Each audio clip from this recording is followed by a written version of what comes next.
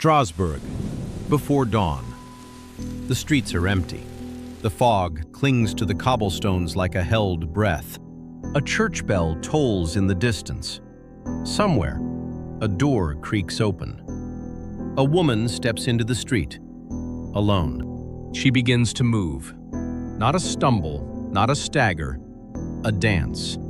Silent, violent, relentless. Hours pass. Her feet split open against the stones, and still, she dances. The authorities arrive. They do not stop her. They do something far stranger, something that will turn one woman's torment into a city's nightmare.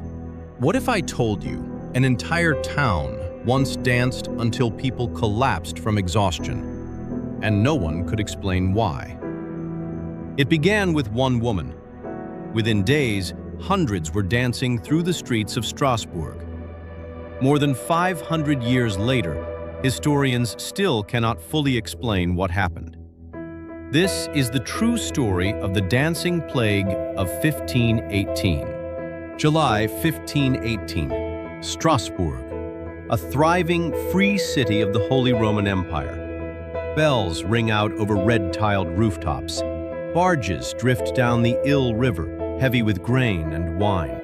In the markets, fishmongers shout above the clatter of carts. Pilgrims kneel in the shadow of the great cathedral. Children chase each other between the stalls. But beneath the noise, the city is starving. Harvests have failed, disease lingers, taxes bite.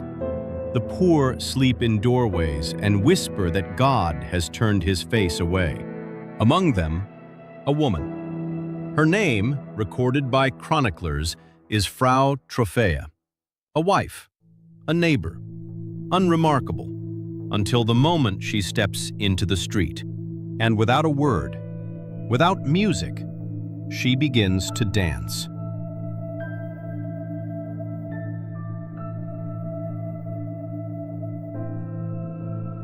Within a week, she has not stopped.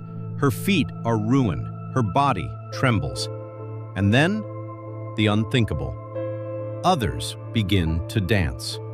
First 2, then a dozen, then 30, then 100. By the end of August, more than 400 citizens of Strasbourg are dancing in the streets, and no one knows why. The city council convenes in panic. They consult physicians, priests, astrologers. Their conclusion is bizarre, and history would prove it catastrophic. They decide the dancers must dance it out. Wooden stages are built in the squares, musicians are hired, guild halls thrown open. They believe motion is the cure. Instead, the contagion grows. By September, dozens are dead. From exhaustion, from strokes, from hearts that simply gave out beneath the relentless rhythm. Processions wind through the streets, candles burn through the night in the cathedral. Pilgrims are sent to the shrine of St. Vitus in the Vosges Mountains, begging for mercy. 5 centuries later, historians still ask, what truly happened in Strasbourg? One theory, ergot poisoning, a toxic fungus on damp rye that can cause convulsions and hallucinations. But ergot also weakens the body, and these dancers moved with frightening strength.